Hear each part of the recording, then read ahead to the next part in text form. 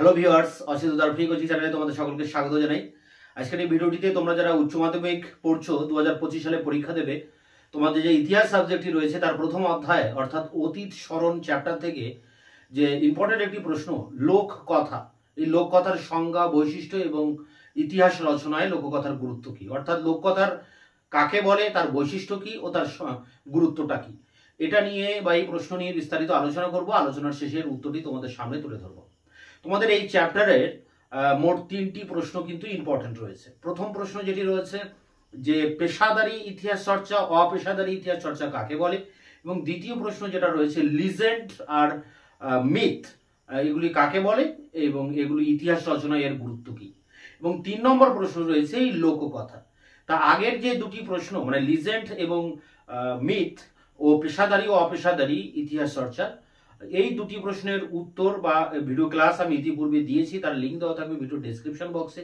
এছাড়া তোমাদের 2025 সালের যে টপ মোস্ট ইম্পর্টেন্ট প্রশ্নের যে সাজেশন, সেই সাজেশনও আমি সবার আগে দিয়েছি, তারও লিঙ্ক দেওয়া থাকবে ভিডিওর ডেসক্রিপশন বক্সে। এবং এই সাজেশন ধরে একটা একটা করে চ্যাপ্টার ওয়াইজ আমি কিন্তু প্রতিটি প্রশ্নের উত্তর তোমাদের সামনে নিয়ে আসবো। তাই আমার এই চ্যানেলটি তোমাদের জন্য ভীষণ গুরুত্বপূর্ণ একটি চ্যানেল। তোমরা অবশ্যই চ্যানেলকে সাবস্ক্রাইব করবে, বন্ধুদের কাছে শেয়ার করবে, নিজেদের মতামত কমেন্ট সেকশনে কমেন্ট করে জানাবে এবং ভিডিওটি ভালো লাগলে অবশ্যই একটি লাইক করবে। তো চলো শুরু করা যাক। আজকের ক্লাসের মূল আলোচনার বিষয়কে আমরা একবার দেখে নিই। হিস্ট্রি মানে এইচএস উচ্চ মাধ্যমিক ইতিহাস, এখানে 8 নম্বরের ইম্পর্টেন্ট প্রশ্ন, লোক কথার সংজ্ঞা দাও, বা লোক কথা বলতে আমরা কি বুঝি, তার বৈশিষ্ট্য, তার গুরুত্ব। তার গুরুত্ব বলতে এখানে ইতিহাস লেখায় লোক কথার গুরুত্ব কি, মানে ইতিহাস লেখার জন্য আমরা লোক কথা থেকে কি জানতে পারি। তাই প্রথমে আমরা যেটা আলোচনা করব সেটি হচ্ছে লোক কথা কাকে বলে, তার বৈশিষ্ট্য এবং শেষে গুরুত্ব। 3টি পার্ট আছে, লোক কথার সংজ্ঞা একটি পার্ট, বৈশিষ্ট্য একটি পার্ট, গুরুত্ব একটি পার্ট। তা প্রথমে লোক কথা কাকে বলে সেটি নিয়ে আলোচনা। লোক কথা মানে লোকের কথা, জনগণের কথা, মানুষের কথা। তা মানুষের মুখে মুখে যত গল্প কাহিনী, যেসব বিষয়বস্তু আদিকাল থেকে চলে আসছে তাকে আমরা এক কথা বলি লোক কথা। অ্যাকচুয়ালি লোককথা কাকে বলে তা নিয়ে কিন্তু সাহিত্যিক ঐতিহাসিক গবেষকদের মধ্যে একটা মত পার্থক্য রয়েছে। মানে লোককথা বলা যায় যে বিভিন্ন ঐতিহাসিক ঘটনা, কাল্পনিক ঐতিহাসিক ঘটনা, মানে যে কাহিনী মানুষ কল্পনা করে করে তৈরি করেছে, মানুষের স্মৃতিতে কল্পনায় যে ঐতিহাসিক ঘটনা, অবশ্যই ইতিহাসের ঘটনা, ইতিহাসকে কেন্দ্র করে কোনো ঘটনাকে যখন মানুষ কল্পনার মাধ্যমে তৈরি করে তখন তাকে আমরা বলছি এই লোক কথা।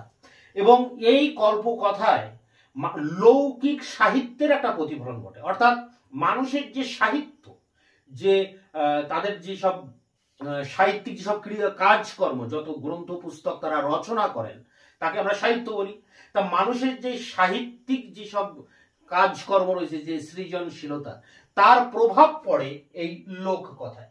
এবং লোককথায় বিভিন্ন প্রাকৃতিক ঘটনা, এই ঝড় বৃষ্টিপাত, এই মহাকাশ বা আকাশ, বায়ু বাতাস এইগুলোর এবং ঝড়ঝঞ্ঝা বৃষ্টিপাত, এই যে প্রাকৃতিক ঘটনার একটা ব্যাখ্যা দেওয়া থাকে এই লোককথায়, এবং আধ্যাত্মিক একটা ব্যাখ্যা দেওয়া থাকে এই লোককথায়। আধ্যাত্মিক কথা মানে যে ঈশ্বরকে কেন্দ্র করে মানুষের সাথে ঈশ্বরের যে সম্পর্ক এবং ঈশ্বর আরাধনা বা ঈশ্বরের প্রতি মানুষের যে একটা ভালোবাসা বা একটা টান, একটা অনুভব, এই বিষয়টাকে আমরা বলি আধ্যাত্মিকতা।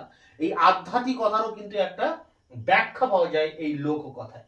তো এরকম বিভিন্ন ঐতিহাসিক ঘটনা যেগুলো মানুষ কল্পনার আশ্রয় তৈরি করেছে, এবং যে কাহিনীর ভিতরে সাহিত্যের প্রতিফলন পাওয়া যায়, বিভিন্ন প্রাকৃতিক ঘটনার ব্যাখ্যা পাওয়া যায় এবং বিভিন্ন আধ্যাত্মিক ঘটনার ব্যাখ্যা পাওয়া যায়, তাকে আমরা বলছি লোককথা। এবার প্রশ্ন হচ্ছে লোককথার উদ্ভবটা কবে হয়েছে। কবে উদ্ভব হয়েছে সম্পর্কে কিছুই জানা যায় না, তবে মনে করা হয় যে একেবারে সৃষ্টির আদিকাল থেকে না হলেও মানুষ যখন গোষ্ঠীবদ্ধভাবে সমাজ গড়ে তুলেছে, মানুষ প্রথমে বনে জঙ্গলে ছিল, তারপরে মানুষ ঘরবাড়ি বানিয়ে একটা গ্রামের সূচনা করে, সভ্যতার সূচনা করে, সমাজের সূচনা করে। ঠিক এই সময় থেকে, মানে অর্থাৎ মানুষ যখন সমাজবদ্ধ গোষ্ঠীবদ্ধ জীব হিসেবে আত্মপ্রকাশ করে, তখন থেকেই কিন্তু এই লোক কথার উদ্ভব হয়েছে। এছাড়া এই লোক কথা বংশ পরম্পরায় একজনের থেকে আরেকজন, আরেকজনের থেকে আরেকজন, পিতার কাছ থেকে পুত্রের, পুত্রের কাছ থেকে তার পুত্রের ভিতরে মুখে মুখে শুনে শুনে কিন্তু এই ধরনের লোক কথা বা গল্প, এগুলো তো একটা গল্প, কাল্পনিক গল্প। তো এই গল্পটা কিন্তু বংশ পরম্পরায় এক প্রজন্ম থেকে আরেক প্রজন্ম, আরেক প্রজন্ম থেকে আরেক প্রজন্মের ভিতরে সঞ্চারিত হয়েছে। তাই একে আমরা বলি শ্রুতি সাহিত্য, অর্থাৎ শুনে শুনে এই ধরনের কাহিনী বহুদিন ধরে চলে আসছে। তো এই ছিল এক কথায় লোককথা। এখন লোককথার বৈশিষ্ট্য কি? তো অনেক বৈশিষ্ট্য আছে। এই সংজ্ঞাটাকে যদি আমরা ব্যাখ্যা করি, তাই এর ভিতর থেকে দেখো অনেকগুলো বৈশিষ্ট্য বেরিয়ে আসছে। প্রথম বৈশিষ্ট্য দেখো, লোক ঐতিহ্য, অর্থাৎ মানুষের যে ঐতিহ্য, মানুষের যে সাহিত্য, মানুষের যে ইতিহাস রয়েছে, সেই ইতিহাসের প্রতিফলন ঘটে কিন্তু এই লোক কথায় বা লোকসাহিত্যে। তা এই পৃথিবীতে বহু দেশের, বহু জনসমাজের কিন্তু এরকম লোক সাহিত্য রয়েছে, এবং সেই সাহিত্য লোককথার উপর ভিত্তি করে গড়ে উঠেছে। যেমন আমরা কয়েকটা এখানে উদাহরণ দিচ্ছি। আরব্য রজনী, আরব দেশের এক বিখ্যাত উপন্যাস আরব্য রজনী, ঈশপের গল্প, পঞ্চতন্ত্র, এগুলো ভারতের প্রেক্ষাপটে রয়েছে, বেতাল পঞ্চবিংশতি, কথা সরিত সাগর, 32 সিংহাসন। এছাড়া বিদেশের প্রেক্ষাপটে রয়েছে দেখো লুসিয়াস অ্যাপুলেইয়াসের লোককথা সংগ্রহ, যা দা ফতেনের নীতি কথা। এগুলো হচ্ছে লোক সাহিত্যের উদাহরণ। তাহলে এই গ্রন্থগুলির ভিতর দিয়ে আমরা কি জানতে পারছি না, মানুষের যে ঐতিহ্য, মানে লোক সমাজের যে ঐতিহ্য, সেই ঐতিহ্য কিন্তু এই সব গ্রন্থের মধ্যে ফুটে উঠেছে। আবার এই সব গ্রন্থ বা এই সব গল্প কাহিনীগুলি কিন্তু সবই লোক কথা, সব কল্পনার দ্বারা এই সব কাহিনীগুলো কিন্তু লেখা হয়েছে। এর পরের পয়েন্ট দেখো, ঘটনার প্রাধান্য। তো এখানে মানুষের জীবনের যে বিভিন্ন ঘটনা, সেই ঘটনাকে প্রাধান্য দিয়ে বা তাকে কেন্দ্র করে এই লোক কথাগুলো গড়ে উঠেছে, মানুষের জীবনের ঘটনাকে কেন্দ্র করে। এবং এক্ষেত্রে দুই ধরনের ঘটনা বিন্যাস আমরা দেখতে পাই। প্রথম দেখতে পাই, মানে এই ধরনের গল্পের ভিতরে আমরা প্রথমে কি দেখতে পাই, যে কোনোভাবে একটা কোনো ঘটনার সূচনা হচ্ছে, তারপরে সেই ঘটনার সূচনার পরে একটা সংকট তৈরি হচ্ছে, তারপরে সেই সংকটটা খুবই ঘনীভূত হচ্ছে, তারপরে যেটা আমরা দেখতে পাচ্ছি সেই সংকট থেকে উত্তরণ, অর্থাৎ সেই সংকট থেকে যে নায়ক, গল্পের নায়ক, তিনি বেরিয়ে আসছেন। এটা একটা পার্টে দেখি।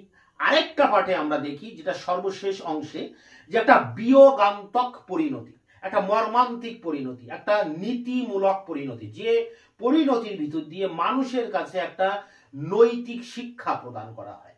তাহলে এই গল্পগুলোর ভিতর দিয়ে, সব কাল্পনিক গল্পগুলোর ভিতর দিয়ে আমরা দুটি ঘটনার পরম্পরা দেখতে পাই। একটা হচ্ছে ঘটনার সূচনা হচ্ছে, তারপর ঘটনার সংকট তৈরি হচ্ছে, সেই সংকটটা খুবই উচ্চ পর্যায়ে যাচ্ছে, সেখান থেকে উত্তর। আরেকটা অংশে আমরা দেখতে পাচ্ছি বিয়োগান্তক যে পরিণতি, অর্থাৎ সেই ঘটনার শেষ অংশটা আমরা দেখতে পাচ্ছি, যেখানে একটা দুঃখ বেদনার ভিতর দিয়ে গল্পের কাহিনীটি শেষ হচ্ছে। তা এইভাবে ঘটনার প্রাধান্য এখানে দেওয়া হয়েছে। 3 নম্বর পয়েন্ট দেখো, মানুষের আলোচনা। মানুষের আলোচনা মানে এখানে এই লোক কথাগুলির ভিতর দিয়ে মানুষের কাহিনীকে তুলে ধরা হয়েছে। যেমন দেবদেবতার কাহিনী আছে, তুলে ধরা হচ্ছে ঠিকই, কিন্তু এখানে মূলত এই সব লোককথাতেই মানুষকেই প্রাধান্য দেওয়া হয়েছে। মানুষের প্রাত্যহিক জীবনের প্রতিদিনকার যেসব ঘটনা, সুখ দুঃখ অনুভূতির যে ঘটনা, সেই সব ঘটনাকে কেন্দ্র করে এই সব লোক কথাগুলো কিন্তু গড়ে উঠেছে। অর্থাৎ মানবিক কর্মকাণ্ড, মানুষের যেসব কাজকর্ম আছে, সেই সব কাজকর্মকে কেন্দ্র করে এই লোককথার গল্পগুলো তৈরি হয়েছে। অন্য কোনো বিষয়কে নিয়ে কিন্তু এগুলো নয়, সবই মানুষকে কেন্দ্র করে। তো সেটাকে এখানে বলা হচ্ছে যে মানুষের আলোচনা, মানুষের প্রতিদিনকার কাহিনী নিয়ে এটা লেখা হয়। 4 নম্বর পয়েন্ট বা বৈশিষ্ট্য কি দেখছি না, শ্রুতি ভিত্তিক। শ্রুতি ভিত্তিক অর্থাৎ একে আমরা বলতে পারি মৌখিক ঐতিহ্য ভিত্তিক। মুখে মুখে কোনো একটা গল্প বহুদিন ধরে মানুষের ভিতর দিয়ে চলে আসছে, একটা ঐতিহ্য রয়েছে। ঐতিহ্য মানে অতীত যে কাহিনী বা অতীত যে ঘটনা, যেটা বহুদিন ধরে বজায় আছে, টিকে আছে, তাকে আমরা ঐতিহ্য বলছি। অবশ্য সেটা মুখে মুখে, তাই এটা মৌখিক ঐতিহ্য। এবং এটাকে আরেকটা কথা বলা যায় যে শ্রুতি ভিত্তিক সাহিত্য, অর্থাৎ মানুষ শুনে শুনে মনে রেখে রেখে বহুদিন ধরে এটা নিয়ে আসছে। যেমন বেদের কথা বলা যায়, ভারতে হিন্দুদের ধর্মশাস্ত্র বেদ, বেদ প্রথমে কিন্তু লেখা ছিল না। একজন গুরু তার শিষ্যকে বেদের বাণীগুলো মুখে মুখে বলতেন, সে মনে রাখতো। সে যখন গুরু হতো তখন সে আবার তার শিষ্যদের সেই সব বেদের মন্ত্র শেখাতেন। তো এইভাবে বংশ পরম্পরায় চলে আসে। বহুদিন পর ঋষি ভরদ্বাজ, বশিষ্ঠ বা আরো অনেক মুনি ঋষিরা এই বেদের বাণীগুলো লিখে একটা ঋগ্বেদ তৈরি করেন। তা এই ঠিক সেই রকমই এখানেও কিন্তু সেই লোক কথা মানুষের মুখে মুখে বহুদিন ধরে চলে আসে, তাই এটাকে আমরা বলছি শ্রুতি ভিত্তিক সাহিত্য। এখানে যেমন নিরক্ষর মানুষ রয়েছে তেমনি শিক্ষিত মানুষও রয়েছে। অর্থাৎ এখানে শিক্ষিত বা অশিক্ষিতটা বিষয় নয়, মানুষ মাত্রই এই কাহিনী শুনে মনে রাখছেন এবং সেই কাহিনী বংশ পরম্পরায় একটা প্রজন্ম থেকে আরেকটা প্রজন্মে এই গল্প কাহিনী সঞ্চারিত হচ্ছে। এর পরের পয়েন্টে দেখো, রূপক ধর্মী চরিত্র গঠন। রূপক ধর্মী মানে একটা এই গল্পগুলোতে যেমন রাজা, রানী, রাজপুত্র, রাজকন্যা, ডাইনি, দৈত্য, কাল্পনিক কাহিনী বা অলৌকিকতা সবই আছে এইসব কাহিনীর মধ্যে, কিন্তু এগুলোর অন্তরালে কি আছে, এর ব্যাক সাইডে বা ব্যাকগ্রাউন্ডে রয়েছে এগুলোর ভিতর দিয়ে মানুষের যে মানে সুখ দুঃখ, মানুষের যে চিন্তা চেতনা, মানুষের যে আশা বা বলা যায় যে কামনা বাসনা, এগুলো কিন্তু তুলে ধরা হয়েছে। রাজা রানীর গল্পের ভিতর দিয়ে মানুষের কামনা বাসনাকে তুলে ধরার চেষ্টা করা হয়েছে। তাই এখানে বলা হচ্ছে যে রূপক ধর্মী চরিত্র গঠন, কারণ মানুষেরই রূপ এখানে কিন্তু দেওয়া হচ্ছে গল্পের ভিতর দিয়ে। পরে শেষ পয়েন্ট দেখো, মানে বৈশিষ্ট্যের সর্বজনীন গ্রহণযোগ্যতা। সর্বজনীন গ্রহণযোগ্যতা মানে এই যে লোককথা, সবাই এই লোককথা গ্রহণ করেছে, তাই এটি সর্বজনীন, মানে সবার কাছে এটা একটা গুরুত্বপূর্ণ একটা ঘটনা। সবাই এই বিষয়টাকে ভালোভাবে নিয়েছেন, কারণ এই লোককথা এটা কোনো ভৌগোলিক সীমানার মধ্যে আবদ্ধ নয়। এক দেশ থেকে এই গল্প আর এক দেশে ছড়িয়ে পড়ছে। কাদের মাধ্যমে ছড়িয়ে পড়ছে না, দূর দেশে যারা যাত্রা করে সেই বণিক, ব্যবসায়ী বা সন্ন্যাসী বা ছাত্র বা কোনো যোদ্ধা বা কৃতদাস বা কোনো নারী, বা কোনো বণিক, এরকম বহু লোকের হাত ধরে যারা এক দেশ থেকে আরেক দেশে যান, বা কোনো চারণ কবি, তো এই যারা এক দেশ থেকে আরেক দেশে যান তাদের মাধ্যমে এক দেশের এই লোককথার গল্প আরেক দেশে ছড়িয়ে পড়ছে। এইভাবে একটা জায়গার বা একটা অঞ্চলের লোককথা সারা পৃথিবীব্যাপী ছড়িয়ে পড়ছে এবং মানুষের কাছে একটা গ্রহণযোগ্যতা তৈরি করছে, এর একটা গুরুত্ব তৈরি করছে। তাই বলা হচ্ছে যে সার্বজনীন গ্রহণযোগ্যতা রয়েছে এই ধরনের গল্পের। তো এইগুলোই মূলত বৈশিষ্ট্য। বৈশিষ্ট্য এই 7টা পয়েন্টের উপরে তোমরা আলোচনা করবে। এই 7টা পয়েন্ট আরেকবার একটু রিপিট করি, শুধু পয়েন্টগুলো। লোক ঐতিহ্য, 2 নম্বর ঘটনার প্রাধান্য, 3 নম্বর মানুষের আলোচনা, মানুষকে নিয়ে সব শ্রুতি ভিত্তিক, এগুলো মনে রাখতে হতো শুনে শুনে। অতি কাল্পনিক, কারণ এগুলোর মধ্যে বিভিন্ন কল্প কাহিনীর বা পশু কথা, পুরা কথা, পাখির কথা বা কোনো দেখা যাচ্ছে কোনো পরীর কথা, এগুলো নিয়ে কিন্তু এখানে আলোচনা করা হয়েছে। হ্যাঁ, যেমন এখানে আমরা বলতে পারি যে দৈত্য, ডাইনি, পরী, ড্রাগন, এইসব যেসব কাল্পনিক চরিত্র, ড্রাগন, পরী বা বলা যায় যে দৈত্য, রাক্ষসী, ডাইনি, এইসব মানে এইসব বিষয়গুলো নিয়েই কিন্তু এইসব কাহিনীগুলো লেখা হয়েছে। তাই এইসব গল্পে অতি কাল্পনিক, কল্পনাটা অনেক দূরে মানুষ নিয়ে গেছে ভাবনা চিন্তা করে। বাস্তবে এদের কোনো অস্তিত্ব নেই, কিন্তু এটা কল্পনা করে নেওয়া হয়েছে, তাই অতি কাল্পনিক। এবং 6 নম্বরে রূপক ধর্মী চরিত্র গঠন, 7 নম্বর পয়েন্ট সার্বজনীন গ্রহণযোগ্যতা, সবাই এটাকে গ্রহণ করেছে। তাই লোককথা সংজ্ঞাটা প্রথমে তোমরা আলোচনা করবে, তারপরে যেটা অ্যান্সারে আলোচনা করবে এর বৈশিষ্ট্যগুলি। এরপর যেটা আমরা শেষ যে পার্টটি দেখবো সেটি হচ্ছে গুরুত্ব। দেখো, গুরুত্ব এখানে বলা হচ্ছে প্রথমত সমাজ সংস্কৃতির পরিচয়গত, অর্থাৎ সমাজ সংস্কৃতির পরিচয় মানে দেখো লোক কথাগুলো গড়ে উঠেছে কিভাবে, কোনো একটা অঞ্চলের কাহিনী, সেখান থেকেই সেই গল্পটা মানুষের মুখে মুখে চলে আসছে বা পরবর্তীতে সেই গল্প দেশ থেকে দেশান্তরে ছড়িয়ে পড়ছে। কিন্তু এই গল্পটা যে অঞ্চল থেকে তার উৎপত্তি, সেই অঞ্চলের যে সামাজিক অবস্থা, অর্থনৈতিক অবস্থা, সেই অঞ্চলের যে সাংস্কৃতিক অবস্থা, সেগুলো কিন্তু ওই গল্পের মধ্য দিয়ে তুলে ধরা হয়েছে। অর্থাৎ যেমন সাপোজ ধরো কোনো একটা অঞ্চলের গল্প, সেই গল্পটার ভিতর দিয়ে আমরা সেই অঞ্চলের মানুষের রীতিনীতি, সামাজিক আচার আচরণ, তাদের খাদ্যাভ্যাস, মানে কি তারা খাওয়া দাওয়া করে, তাদের পোশাক আশাক কেমন, তাদের বেশভূষা কেমন, তাদের চলাফেরা কেমন, সব কিছু কিন্তু আমরা জানতে পারছি সেই অঞ্চলের লোক কথার উপর দিয়ে। তাই লোক কথা আমাদের কিভাবে গুরুত্ব দিচ্ছে না, সমাজ এবং সংস্কৃতির যে পরিচয়, যে আইডেন্টিফিকেশন, যে পরিচয়পত্র, কোনো একটি সমাজের পরিচয়পত্র, যদি বাঙালি সমাজের কোনো লোক কথা থাকে, তাহলে সেই লোক কথার ভিতর দিয়ে আমরা বাঙালি সমাজের বাঙালি মানুষের যে রীতিনীতি, চলাফেরা, খাদ্যাভ্যাস, পোশাক পরিচ্ছদ, বেশভূষা, এগুলো জানতে পারবো। ঠিক একই রকম ভাবে অন্য কোনো জাতিরও যদি লোক কথা থাকে, তবে সেই জাতির সবকিছু আমরা কিন্তু কম বেশি জানতে পারবো সেই লোক কথার ভিতর দিয়ে। তাই লোক কথাগুলি একটা পরিচয় হিসেবে কাজ করে, সেই জাতির, সেই অঞ্চলের একটা পরিচয় হিসেবে কাজ করে। এটাই তার কিন্তু একটা বড় গুরুত্ব। 2 নম্বর পয়েন্ট দেখো, অতীত ইতিহাসের ধারণা দানে। তো অতীতকালে কি ঘটনা ঘটেছিল সে সম্পর্কেও কিছু ঐতিহাসিক তথ্য আমরা এই লোককথা থেকে পাই। অনেক সময় কি হয় যে পুরনো দিনের কোনো ঐতিহাসিক ঘটনা আর যেসব প্রত্নতাত্ত্বিক উপাদান আছে, ইতিহাসের 2টি উপাদান, একটা সাহিত্যিক আর একটা প্রত্নতাত্ত্বিক। প্রত্নতাত্ত্বিক বলতে যেমন লিপি, মুদ্রা বা স্থাপত্য, ভাস্কর্য, এগুলোকে আমরা বলি প্রত্নতাত্ত্বিক।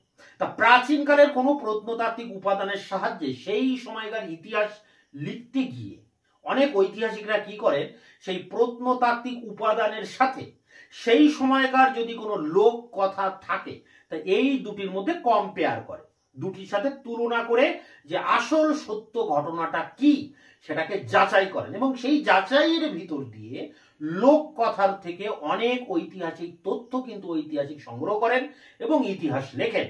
তাহলে এই লোক কথা ইতিহাস রচনায়ও সাহায্য করছে পরোক্ষভাবে।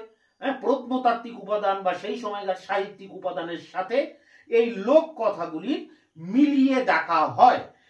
এই জন্য এগুলোর কিন্তু একটা ঐতিহাসিক গুরুত্ব রয়েছে।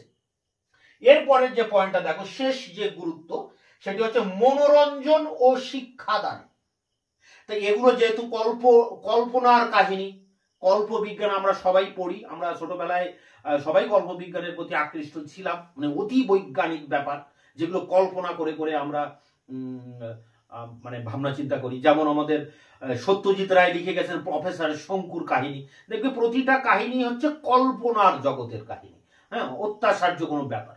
তো এখানকার কাহিনীগুলো কিন্তু সবই তাই, যে রাজা রানী, দৈত্য বা ডাইনি বা ড্রাগন, পরী, এই মানে ধরনের যে অতি কাল্পনিক চরিত্র, সেই চরিত্রের কাহিনী। অর্থাৎ মানুষ এগুলো পড়ে আনন্দ পায়, এই কাহিনীগুলো মানুষ যখন শোনে তখন সে আনন্দ পায়। অর্থাৎ পাঠক যিনি, এই গল্পগুলি যারা পাঠ করেন তারা কিন্তু খুবই আনন্দ লাভ করেন, তাদের মনে একটা সুখ, শান্তি, সমৃদ্ধি বিরাজ করে। এছাড়া আমরা দেখতে পাচ্ছি যে অতি মানবিক কাহিনী যেগুলো, দৈত্য বা পঙ্খিরাজ ঘোড়া বা ডাইনি বা ড্রাগন, যেগুলো অতি মানবিক, মানুষের ঊর্ধ্বে, এই কাহিনীগুলো পাঠ করে মানুষ কিন্তু মনোরঞ্জিত হয়, মানুষের মন অতি রঞ্জিত হয়, রঙিন হয়ে যায় মানুষের মন, মানুষ মনোরঞ্জিত হয় বা মানুষ মনোরঞ্জন পায়, এন্টারটেনমেন্ট যেটা বলি আমরা ইংরেজিতে, সেটা কিন্তু এর ভিতর দিয়ে লাভ করে। তাহলে এই লোক কথার গুরুত্বটা কি? 3টি গুরুত্ব আমরা এখানে দেখতে পাচ্ছি, যে সমাজ সংস্কৃতির একটা পরিচয় পাচ্ছি, সেই সময়কার সমাজের চিত্র, সংস্কৃতির চিত্র আমরা এই লোককথার ভিতর দিয়ে জানতে পারছি। কোনো একটা জাতির, কোনো একটা অঞ্চলের পরিচয় পত্র হিসেবে কাজ করছে এই লোককথা। 2 নম্বর যেটা আমরা দেখছি, যে ঐতিহাসিক উপাদান পাচ্ছি এর ভিতরে, সাহিত্যিক উপাদান, প্রত্নতাত্ত্বিক উপাদানের সাথে এই লোককথার যে ঐতিহাসিক উপাদান আছে সেগুলোকে মিলিয়ে আমরা প্রকৃত ঐতিহাসিক ঘটনাটা জানতে পারছি। আর 3 নম্বর হচ্ছে মানুষ কিন্তু এগুলো পাঠ করে আনন্দ পাচ্ছে, তার মনোরঞ্জন হচ্ছে। তাই এই কারণে একটা কথা এখানে টমাস কার্ল টমলিনসন এবং ক্যারল লিন্স ব্রাউন অনেক আগেই বলেছিলেন যে এই লোককথা হচ্ছে মানুষের জীবনকে কেন্দ্র করে কল্প কাহিনী নিয়ে যেসব গল্প রয়েছে, মানুষের জীবন কেন্দ্রিক এবং কল্পনাকে কেন্দ্র করে যেসব গল্প কাহিনী রয়েছে তার নাম হচ্ছে লোককথা। এখন এই লোককথার ভ্যালুটা কি? কারণ লোককথায় ভ্যালু এটাই, সর্বশেষ যেটা, এত যে লোককথা, দেশে দেশে লোককথা শেষ নেই, প্রচুর লোককথা আছে। এই লোককথার শেষে, একদম শেষে, গল্পের ভিতরে কিভাবে থাকে ঘটনার পরম্পরা বলেছি দু ধরনের। একটা হচ্ছে ঘটনার সূত্রপাত, সেখানে সংকট হবে, সংকট থেকে শেষে সেখান থেকে বেরিয়ে আসবেন বা উত্তরণ হবে ঘটনার ভিতরে। আরেকটা পার্টে আমরা দেখব যে ঘটনার সমাপ্তি হচ্ছে একটা বিয়োগান্তক ঘটনার ভিতর দিয়ে বা একটা দুঃখ বেদনার ভিতর দিয়ে এখানে যে যিনি নায়ক থাকছেন তার পরিণতি ঘটছে। তাহলে দুটি ঘটনা, আমরা দুটি ঘটনা বিন্যাস দেখতে পাই এবং শেষ যে বিন্যাস যেটা আমাদের বিয়োগান্তক পরিণতি, তার ভিতর দিয়ে একটা নীতি শিক্ষা দেওয়ার চেষ্টা করা হচ্ছে। প্রতিটি লোক কথার ভিতর দিয়ে মানুষের জন্য একটা নীতিবোধ, একটা নীতি শিক্ষা মানুষের সামনে তুলে ধরা হয়েছে এই লোক কথাগুলির ভিতর দিয়ে। এটাই কিন্তু সব থেকে বড় গুরুত্ব। আমাদের দেখবে শিশুদের এই প্রাইমারি লেভেলের এখন বিভিন্ন ধরনের নীতিবোধমূলক গল্প বা ছোট ছোট বই কিন্তু তাদেরকে পড়তে দেওয়া হচ্ছে, কারণ তাদের মধ্যে যাতে নীতিবোধ গড়ে ওঠে, নৈতিকতা এই বিষয়টি জানে, যাতে মানুষ বুঝতে পারে যে নীতিবোধ, মানুষ যেন তার নীতি থেকে না সরে, মানুষের যে নিজস্ব বৈশিষ্ট্য যে নীতিবোধ, সেই নীতিবোধ যেন মানুষ জানতে পারে, মানুষ এগুলোর ভিতর দিয়ে যেন সেই নীতিমূলক শিক্ষা লাভ করতে পারে। তার জন্যই কিন্তু এই লোককথা এবং লোককথার গুরুত্বই এখানে যে মানুষকে নীতিবোধের শিক্ষা দেয়। তাই একজন বিশ্ববিখ্যাত বিজ্ঞানী অ্যালবার্ট আইনস্টাইন তিনি বলেছিলেন, যদি তোমার মানে বাচ্চাকে বা তোমার শিশুকে যদি খুব বুদ্ধিমান করে তুলতে চাও তাহলে তাকে লোককথার গল্প পড়তে দাও, তাকে লোককথার গল্পই পড়ুক, অতি কাল্পনিক এইসব গল্পই তাকে পড়তে দাও, তবেই তোমার ছেলে বা পুত্র বুদ্ধিমান হবে। আর তোমার ছেলেকে যদি আরো বেশি বুদ্ধিমান করতে চাও তাহলে তাকে আবার ওই নীতিমূলক শিক্ষা বা এই লোককথার গল্প তাকে আবার পড়তে দাও। তো এই হলো লোককথার গুরুত্ব। ইতিহাস রচনায়ও এর যথেষ্ট গুরুত্ব রয়েছে। এখান থেকে ইতিহাসের অনেক তথ্য আমরা পাই, ঐতিহাসিকরা এখান থেকে অনেক তথ্য সংগ্রহ করেন, কারণ এগুলোর ভিতর দিয়ে ঐতিহাসিক প্রাচীনকালের অনেক ঐতিহাসিক ঘটনা এর ভিতরে ব্যক্ত করা হয়েছে। বিভিন্ন ঘটনার বর্ণনা দেওয়া আছে, প্রাকৃতিক ঘটনার বর্ণনা দেওয়া আছে, বিভিন্ন ঋষি রাজবংশের বর্ণনা দেওয়া আছে। তাই এগুলোর ভিতর থেকেও কিন্তু অনেক ঐতিহাসিক তথ্য আমরা পাই। এটাই এর গুরুত্ব এবং মানুষকে তো নীতিমূলক শিক্ষা দেয়। তা এই লোককথার সংজ্ঞা, বৈশিষ্ট্য এবং গুরুত্ব নিয়ে আলোচনা করলাম। প্রথমে লোককথা কাকে বলে, তারপরে তার বৈশিষ্ট্য, 7টি পয়েন্টের ভিতর দিয়ে তার বৈশিষ্ট্য তুলে ধরতে হবে এবং শেষে গুরুত্ব, 3টি পয়েন্টের ভিতর দিয়ে তার গুরুত্ব আলোচনা করতে হবে। তো এই আলোচনার উপর বেস করে এর যে উত্তরটি রয়েছে 8 নম্বরের, সেই উত্তরটি নিয়ে আমি এবার অন স্ক্রিনে আলোচনা করব। এইচএস উচ্চ মাধ্যমিক ইতিহাস প্রশ্ন, লোককথা বলতে কি বোঝো? ইতিহাস রচনায় লোককথার গুরুত্ব লেখো। অথবা আসতে পারে লোককথার সংজ্ঞা এবং বৈশিষ্ট্য লেখো, লোককথার গুরুত্ব লেখো। প্রশ্নমান 8। প্রথমে লোককথা কাকে বলে তার উপরে একটি পয়েন্ট। লোককথার প্রকৃত সংজ্ঞা নিয়ে সাহিত্যিক, ঐতিহাসিক ও গবেষকদের মধ্যে মতভেদ রয়েছে। সাধারণভাবে বলা হয় লোককথা হলো এক ধরনের কাল্পনিক গল্পকথা যেগুলি অতীত বা ঐতিহাসিক ঘটনার অনুকরণে গড়ে ওঠে। লোককথায় ঐতিহ্যবাহী লৌকিক সাহিত্যের প্রতিফলন ঘটে, যার দ্বারা প্রাকৃতিক বা আধ্যাত্মিক ঘটনাবলীর ব্যাখ্যা দান করা হয়। কোনো কালে বা কোনো মানব সমাজে এর উদ্ভব ঘটেছিল তা জানা যায় না। সুপ্রাচীন অতীত থেকেই লোকের মুখে মুখে বংশ পরম্পরায় লোক কথাগুলি প্রচার হয়ে আসছে। অনুমান করা হয় সভ্যতার ইতিহাসে গোষ্ঠী জীবন শুরু হওয়ার পর থেকেই লোক সমাজে লোক কথার সৃষ্টি হয়েছে। কার্ল টমলিনসন ও ক্যারল লিঞ্চ ব্রাউনের মতে মানুষের জীবন ও কল্পনার সংমিশ্রণে যেসব গল্প কথা গড়ে উঠেছে সেগুলি হলো লোক কথা। পরের পয়েন্ট দেখো, লোককথার বৈশিষ্ট্য। লোককথার বৈশিষ্ট্যগুলি নিম্নরূপ। প্রথম পয়েন্ট, লোক ঐতিহ্য। দেখো, লোক ঐতিহ্য বলা হচ্ছে যে লোক কথার মূল বৈশিষ্ট্য হলো এর ঐতিহ্য। বিশ্বের বিভিন্ন দেশের লোক ঐতিহ্যগুলি এতে স্থান পায়। আরব্য রজনী, ঈশপের নীতিকথা, কথা সরিত সাগর, বৃহৎ কথা মঞ্জুরি, পঞ্চতন্ত্র, বেতাল পঞ্চবিংশতি, 32 সিংহাসন, লুসিয়াস অ্যাপুলেইয়াসের লোককথা সংগ্রহ, যা দা ফতেন এর নীতিকথা প্রভৃতি লোককথার প্রকৃষ্ট উদাহরণ। 2 নম্বর বৈশিষ্ট্য, ঘটনার প্রাধান্য, অর্থাৎ লোককথাগুলিতে ঘটনা বা বিষয়বস্তুর প্রাধান্য লক্ষ্য করা যায়। ঘটনা বিন্যাসে 2 ধরনের প্রচেষ্টা লক্ষ্য করা যায়। একটি হলো ঘটনার সূচনা, সমস্যা, চরম মুহূর্ত, সংকট থেকে উত্তরণ এবং সর্বশেষে মিলনান্তক পরিণতি। আর দ্বিতীয়টি হলো কাহিনীর মূল চরিত্রের গৃহত্যাগ, বিচিত্র অভিজ্ঞতা অর্জন এবং সর্বশেষে নিজের এলাকায় প্রত্যাবর্তন। লোকগুলিতে বা লোক কথাগুলিতে এই 2 ধরনের বিষয়বস্তুর মেলবন্ধন ঘটে থাকে।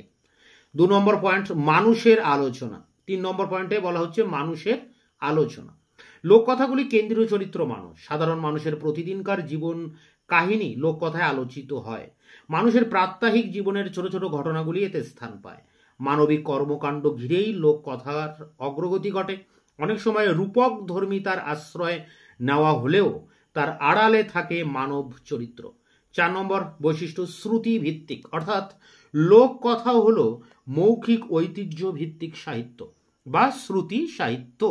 নিরক্ষর ও শিক্ষিত উভয় শ্রেণীর মানুষের মুখে মুখে লোক কথাগুলি এক পুরুষ থেকে আর এক পুরুষের পর্যন্ত প্রচারিত হয়। এক অঞ্চলের লোককথা লোকমুখে অন্য অঞ্চলে প্রচারিত হয়। 5 নম্বর পয়েন্ট, অতি কাল্পনিক। লোককথার কাহিনীগুলি প্রকৃতিগত বিচারে অতি কাল্পনিক। লোককথাগুলি যে রূপকথা, পরিকথা, পশু কথা, পুরাণ বা কিংবদন্তি স্থান পায় সেসবের চরিত্রগুলি বাস্তবধর্মী নয়, কল্পনাধর্মী। লোককথার রচয়িতাগণ কল্পনার জগৎ থেকে বিভিন্ন চরিত্র তুলে ধরেন, যেমন ডাইনি, দৈত্য, পরী, ড্রাগন, ভূত, প্রেত। 6 নম্বর পয়েন্ট, রূপক ধর্মী চরিত্র গঠন। রূপক ধর্মী চরিত্র গঠনে যেমন এখানে বলা হচ্ছে, লোক কথার রাজা, রানী, রাজপুত্র, রাজকন্যা, রাক্ষস, দৈত্য, ডাইনি, জাদু, মন্ত্র, অলৌকিকতা ইত্যাদির বহিঃসৌধের অন্তরালে সাধারণ মানুষের জীবনের আশা আকাঙ্ক্ষা, চাওয়া পাওয়া, কামনা বাসনাগুলি লুকিয়ে থাকে। অনেক সময় রূপক ধর্মিতা বজায় রাখার জন্য বিভিন্ন পশু পাখি কীট পতঙ্গের মধ্যে মানুষের মতো ব্যক্তিত্ব আরোপ করা হয়। শেষ পয়েন্ট, বৈশিষ্ট্যের সর্বজনীন গ্রহণযোগ্যতা। বিশ্ব সাহিত্যে লোককথার সর্বজনীন গ্রহণযোগ্যতা অসীম। এক দেশের লোককথা সেই দেশ ছাড়াও বিশ্বের বিভিন্ন দেশে জনপ্রিয়তা লাভ করে ও গ্রহণযোগ্য হয়ে ওঠে। অর্থাৎ লোককথা কোনো ভৌগোলিক সীমানার মধ্যে আবদ্ধ থাকে না, তা বিশ্বের বিভিন্ন অঞ্চলে ছড়িয়ে পড়ে। সুদারল্যান্ড ও আলবাহানাট মনে করেন, দূর দেশে যাত্রা করা নাবিক, বণিক, সন্ন্যাসী, চারণ কবি, যোদ্ধা, যুদ্ধবন্দী, কৃতদাস ও নারী প্রমুখের মাধ্যমে লোককথার কাহিনীগুলি ছড়িয়ে পড়ে। এই পর্যন্ত বৈশিষ্ট্য বললাম, এরপর গুরুত্ব। দেখো, মেন পয়েন্ট করা হয়েছে লোককথার গুরুত্ব। সেখানে বলা হচ্ছে যে লোককথার কাহিনীগুলি বাস্তবধর্মী বা ইতিহাস ভিত্তিক না হলেও কথা সাহিত্যের ইতিহাসে সেগুলি মূল্যহীন নয়।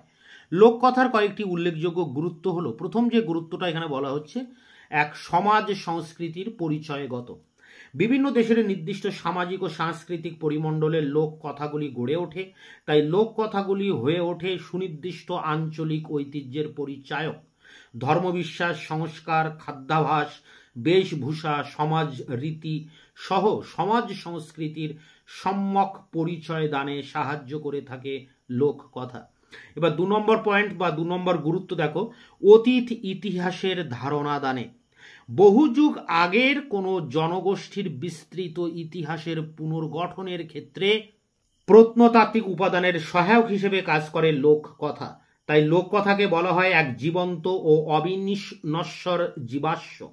নৃতত্ত্ববিদদের ধারণায় আজ লোক সাধারণের মধ্যে যে সমস্ত বিশ্বাস, সংস্কার, প্রথা প্রভৃতির প্রচলন রয়েছে সেগুলির অধিকাংশেরই হদিশ মেলে লোককথায়। এবার শেষ যে গুরুত্বের পয়েন্ট দেখো, মনোরঞ্জন ও শিক্ষাদানে। যুগের পর যুগ ধরে লোককথার কাহিনী পাঠ করে পাঠককুল আনন্দ লাভ করে আসছে। নানা ধরনের অতি মানবিক কাহিনীগুলি পাঠকের মনোরঞ্জন করে। পাশাপাশি লোক কাহিনীগুলি পরোক্ষভাবে মানুষকে শিক্ষা দেয়। লোক কথাগুলির সমাপ্তিতে থাকে নানা ধরনের নীতি বাক্য। তাই বিজ্ঞানী অ্যালবার্ট আইনস্টাইন লোককথার উপযোগিতা প্রসঙ্গে বলেছিলেন, যদি তোমার সন্তানকে বুদ্ধিমান করে তুলতে চাও তবে তাদের লোককথার গল্প পড়তে দাও। যদি তাদের আরো বুদ্ধিমান করে তুলতে চাও তবে তাদের আরো বেশি লোককথার গল্প পড়তে দাও। তো এই ছিল লোককথা কাকে বলে, তার বৈশিষ্ট্য, গুরুত্বের উপরে তার উত্তর। তোমরা এটাকে সংগ্রহ করে পরীক্ষার জন্য প্রস্তুতি নাও। তোমাদের এই চ্যাপ্টারে যে 3টি প্রশ্ন তোমাদের সাজেশনে আমি দিয়েছি, 3টি প্রশ্নেরই পরপর এই ভিডিও ক্লাস দিলাম। এরপর পরের দিন থেকে তোমাদের সেকেন্ড যে চ্যাপ্টার রয়েছে তোমাদের সেই সাম্রাজ্যবাদের উপরে, সেই চ্যাপ্টারের থেকে 2টি প্রশ্ন ইম্পর্টেন্ট আছে, পরপর 2টি প্রশ্নের ভিডিও ক্লাস খুব তাড়াতাড়ি তোমাদের সামনে নিয়ে আসবো।